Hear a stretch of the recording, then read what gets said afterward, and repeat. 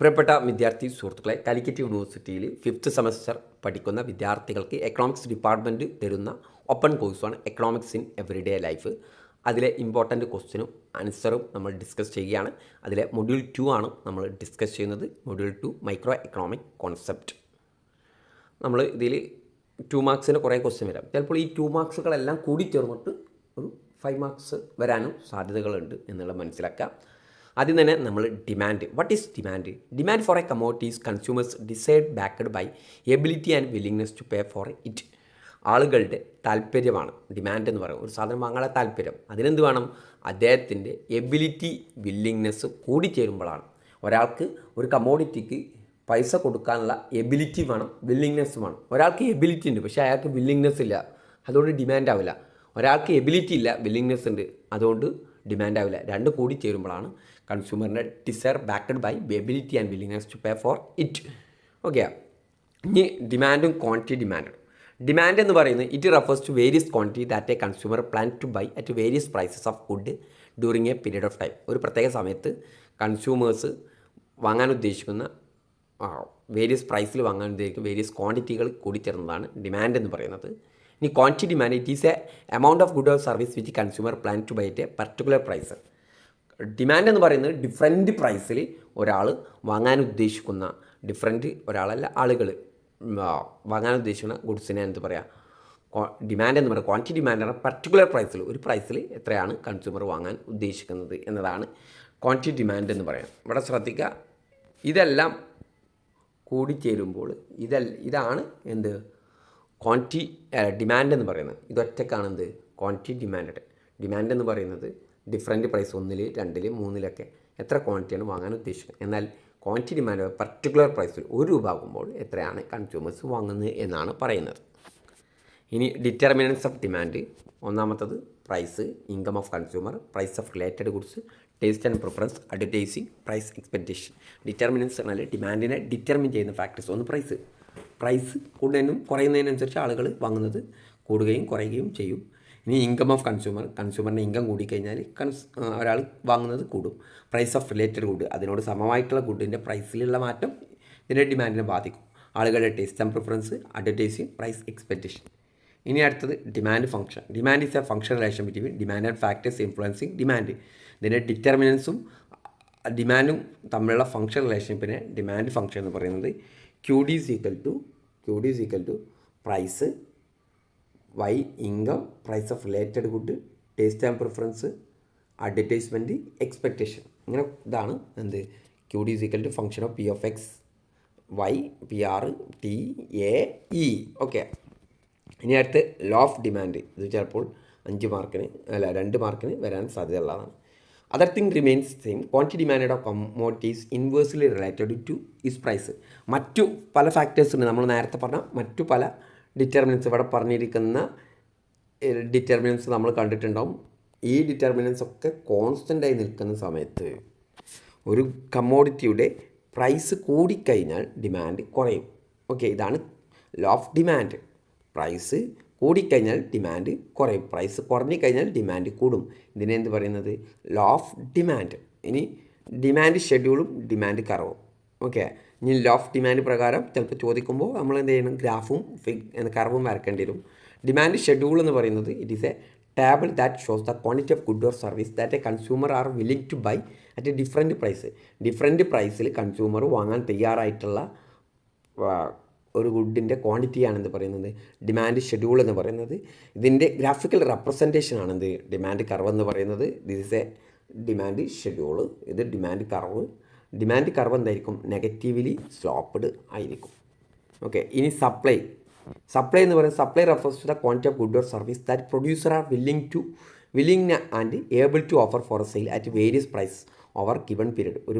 ഒരു സമയത്ത് പ്രൊഡ്യൂസർ വിൽക്കാൻ തയ്യാറായിട്ടുള്ള വില്ലിംഗായിട്ടുള്ളതും അതുപോലെ ഏബിളായിട്ടുള്ള ഗുഡ്സ് ആൻഡ് സർവീസിൻ്റെ ക്വാണ്ടിറ്റി, അതിനെന്ന് പറയുക സപ്ലൈ എന്ന് പറയുന്നത്. അപ്പോൾ ഇത് പ്രൊഡ്യൂസറുടെ കേസാണ്.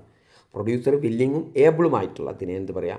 സപ്ലൈ എന്ന് പറയാം. It reflect the relationship with price and quantity supplied holding other factors constant. ഇനി സപ്ലൈ ഫംഗ്ഷൻ എന്ന് പറയുന്നത് mathematical representation shows the relation between quantity supplied of goods and is price and other factors. Okay, ഏതൊക്കെയാണ് other factors എന്ന് പറയുന്നത്? Quantity supply is equal to price of good, cost of production, technology levels, number of sellers in the market, പിന്നെ മറ്റു പല factors. അപ്പം ഇത് തമ്മിലുള്ള function റിലേഷൻഷിപ്പാണിത് supply function എന്ന് പറയുന്നത്. ഇനി supply curve. The supply curve is a graphical representation of supply function depicting the relation between price of a good and quantity supplied. അപ്പോൾ ഇവിടെ നോക്കുക, പ്രൈസ് കൂടുന്തോറും എന്ത് ചെയ്യും? സപ്ലൈ കൂടിക്കൊണ്ടിരിക്കും. അതാണ് സപ്ലൈ കർവ്. ഇനി law of supply, it states that all else being equal other thing remaining equal അല്ലെങ്കിൽ സെറ്റിറൈസ് പാരിബസ്, അതൊക്കെ കേട്ടിട്ടാവും. And increasing price result and increasing quantity supply. Price കൂടിക്കഴിഞ്ഞാൽ എന്തെങ്കിലും ക്വാണ്ടിറ്റി സപ്ലൈ കൂടുമെന്ന് പറഞ്ഞാൽ പ്രൈസ് കൂടിക്കഴിഞ്ഞാൽ പ്രൊഡ്യൂസേഴ്സ് കൂടുതൽ വിൽക്കാൻ തയ്യാറാവും. Decreasing price leads to decreasing quantity supply. Price കുറഞ്ഞു കഴിഞ്ഞാൽ എന്ത് ചെയ്യും? ക്വാണ്ടിറ്റി സപ്ലൈയും എന്ത് ചെയ്യും? ഡിക്രീസ് ചെയ്യും. ഇനി സപ്ലൈ ഷെഡ്യൂൾ എന്ന് പറയുന്നത് it is a tabular representation that shows the quantity of good that a producer are willing to supply at a different price level over a specific period. ഒരു പ്രത്യേക കാലയളവിൽ different പ്രൈസിൽ producer വിൽക്കാൻ തയ്യാറായിട്ടുള്ള different ക്വാണ്ടിറ്റികളുടെ ഒരു tabular റെപ്രസെൻറ്റേഷനാണ്. Okay, ഇതിൻ്റെ കർവിനെയാണെന്ന് പറയുന്നത് supply curve എന്ന് പറയുന്നത്. ഓക്കെ, $1.75 25 ക്വാണ്ടിറ്റിയാണ് വിൽക്കാൻ തയ്യാറായത്. 1.50 20 ക്വാണ്ടിറ്റിയാണ്. അങ്ങനെ ഓരോ ഡിഫറെൻറ്റ് ഇതിൽ എത്ര ക്വാണ്ടിറ്റിയാണ് വിൽക്കാൻ തയ്യാറായത്. ഇനി മാർക്കറ്റ് ഇക്വിലിബ്രിയം. മാർക്കറ്റ് ഇക്വിലിബ്രിയം എന്ന് പറയുന്നത് ഡിമാൻഡും സപ്ലൈയും ഈക്വൽ ആവുന്ന പോയിന്റിലുള്ള എന്താ പറയുക? മാർക്കറ്റ് ഇക്വിലിബ്രിയം എന്ന് പറയുന്നത് quantity of a good or service demanded by a consumer equals the quantity of supplied by producers. At this point market is in balance. ഈ പോയിന്റിൽ തന്നെ ഒരു മാർക്കറ്റ് ബാലൻസ് ആയിരിക്കും. There is no tendency for the price of changing unless external factors influence supply or demand. external factors influence ചെയ്തിട്ടില്ലെങ്കിൽ പ്രൈസിൽ മാറ്റങ്ങൾ ഉണ്ടാവില്ല. Okay, ഈ ഇക്വിലിബ്രിയം ഇതിൽ ഇതാണ് സപ്ലൈ കർവ്, ഇത് ഡിമാൻഡ് കർവ്. അത് ഈക്വൽ ആവുന്ന ഈ റെഡ് പോയിൻ്റാണ് മാർക്കറ്റ് ഇക്വിലിബ്രിയത്തിൽ നിന്ന്. അതിലുള്ള പ്രൈസിനെ നമ്മൾ ഇക്വിലിബ്രിയം പ്രൈസ് എന്ന് പറയും. അതിലുള്ള ക്വാണ്ടിറ്റി നമ്മൾ ഇക്വിലിബ്രിയം ക്വാണ്ടിറ്റി എന്ന് പറയും. ഇനി ഇലാസ്റ്റിറ്റി ഓഫ് ഡിമാൻഡ്. ഇത് 3 തരം ഇലാസ്റ്റിറ്റി ആണുള്ളത്: price elasticity of demand, income elasticity of demand, cross elasticity of demand. It is a degree of responsiveness of quantity demand for a commodity to change in is determinant. Quantity ഡിമാൻഡിൽ ഉള്ള മാറ്റം എന്തിനനുസരിച്ച്? അതിനെ determinant. അപ്പോൾ ഡിമാൻഡിൻ്റെ ഡിറ്റർമിനൻസിലുള്ള മാറ്റത്തിനനുസരിച്ച് എത്ര ഡിഗ്രിയാണ് ഡിമാൻഡിലെ മാറ്റം എന്നതാണ് elasticity of demand എന്ന് പറയുന്നത്.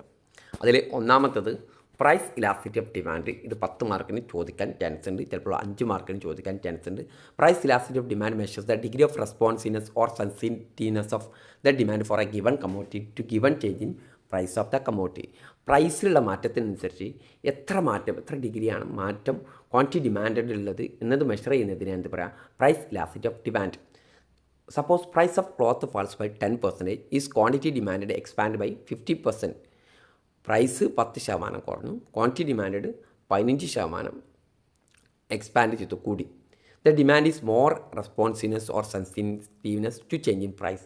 Price elasticity of demand given commodities ഐ എന്ന് പറഞ്ഞാൽ 10% എന്ത് ചെയ്താണ്? പ്രൈസ് കുറഞ്ഞപ്പോൾ, പക്ഷേ ഡിമാൻഡ് എന്ത് ചെയ്ത് 15% കൂടി. അപ്പോൾ പ്രൈസ് കൂടിയതിനും കുറഞ്ഞെങ്കാട്ടിലും കൂടുതലായിട്ട് എന്തിൽ മാറ്റം ഉണ്ടായി?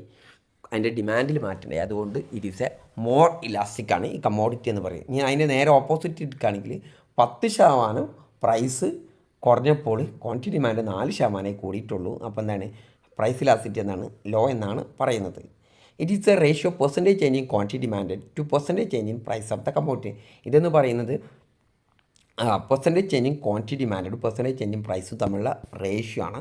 അതാണ് ഈ ഇക്വേഷൻ എന്ന് പറയുന്നത്. ഇതിൻ്റെ മാത്തമാറ്റിക്കൽ ഇക്വേഷൻ എന്ന് പറയുന്നത് change in Q divide by change in P into P by Q. Okay, this is a first order derivative of demand function P by Q.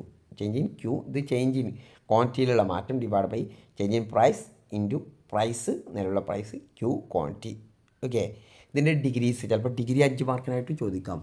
5 degrees ആണുള്ളത്. ഒന്ന് perfectly elastic demand, second one is perfectly inelastic demand, third elastic demand, more elastic, unitary elastic demand, inelastic demand or less elastic demand.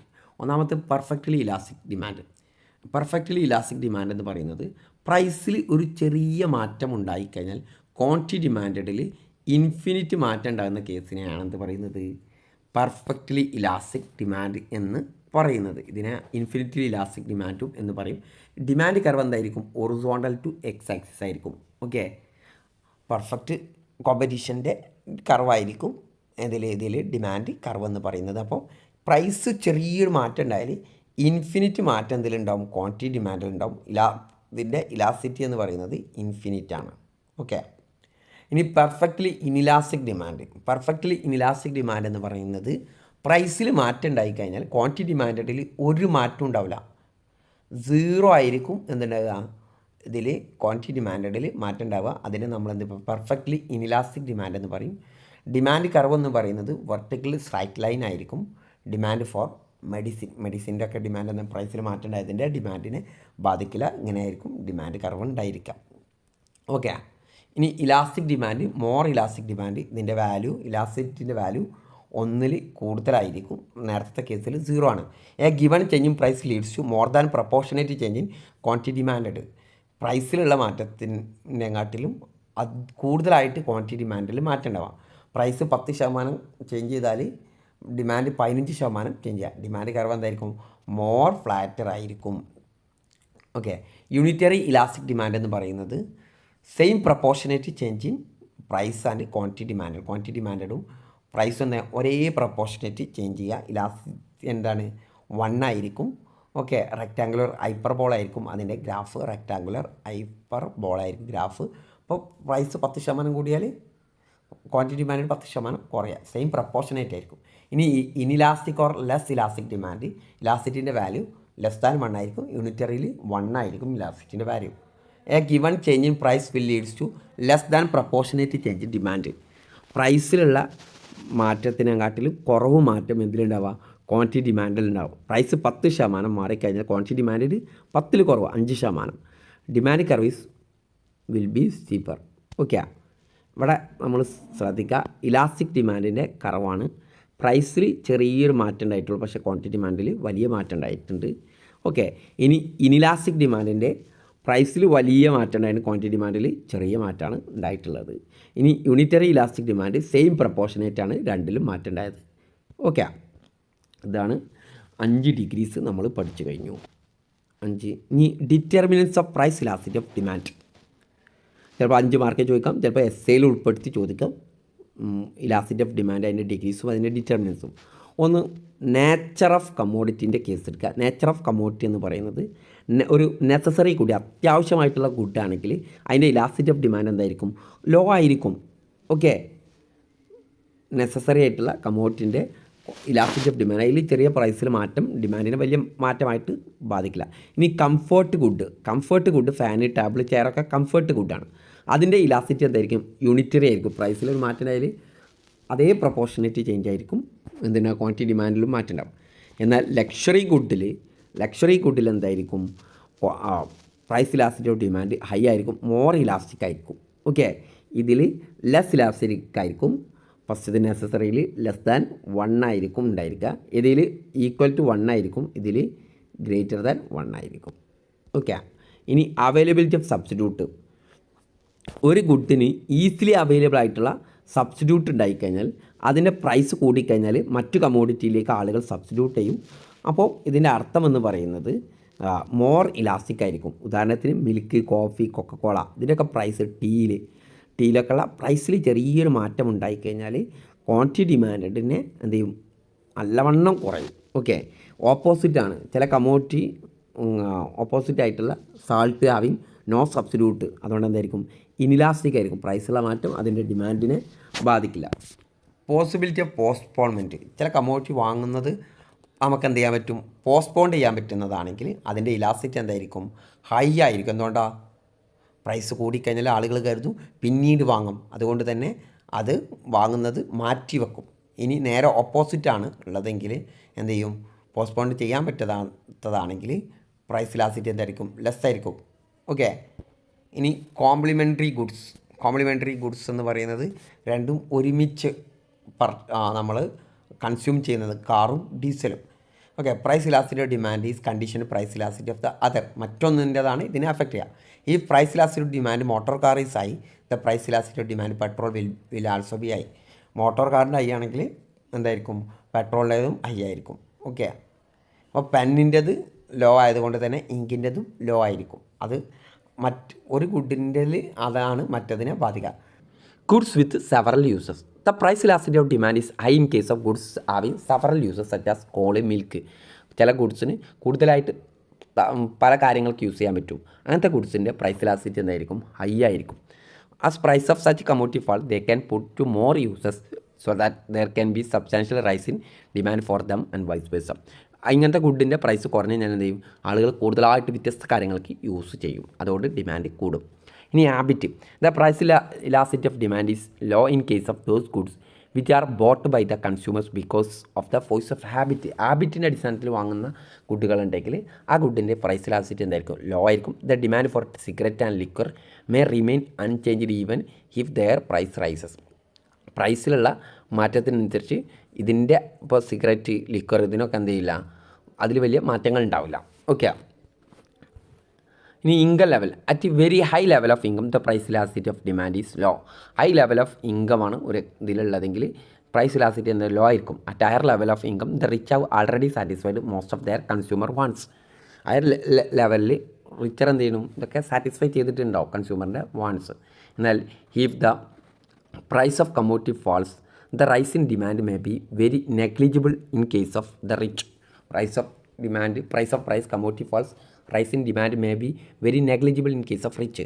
റിച്ചിൻ്റെ കേസിൽ price ഒരു കമ്മോഡിറ്റിൻ്റെ കുറഞ്ഞാൽ അത് അവരെ ബാധിക്കുന്ന ഒരു കേസല്ല. എന്നാൽ ലോ ലെവൽ ഓഫ് ഇൻകം പോറായിട്ടുള്ള ആളുകളാണെങ്കിൽ പ്രൈസ് ഇലാസ്റ്റിസിറ്റി എന്നായിരിക്കും high income necessary which have low price elasticity of demand. At the intermediate income level the demand is relatively more elastic. പോറായിട്ടുള്ള ആൾക്കാർക്കും ലോ ആയിരിക്കും, പക്ഷേ ഇൻ്റർമീഡിയറ്റ് ആയിട്ടുള്ള മിഡിൽ ക്ലാസ് പീപ്പിളിന് എന്തായിരിക്കും, മോറായിരിക്കും. ഇത്രയാണ് ഫസ്റ്റ് പാർട്ടിൽ നമ്മൾ ഈ മൊഡ്യൂൾ എന്ന് പറയുന്നത് പാർട്ട് 1. ഇനി പാർട്ട് 2 അടുത്ത വീഡിയോയിൽ നമുക്ക് കാണാവുന്നതാണ്. Okay, thank you.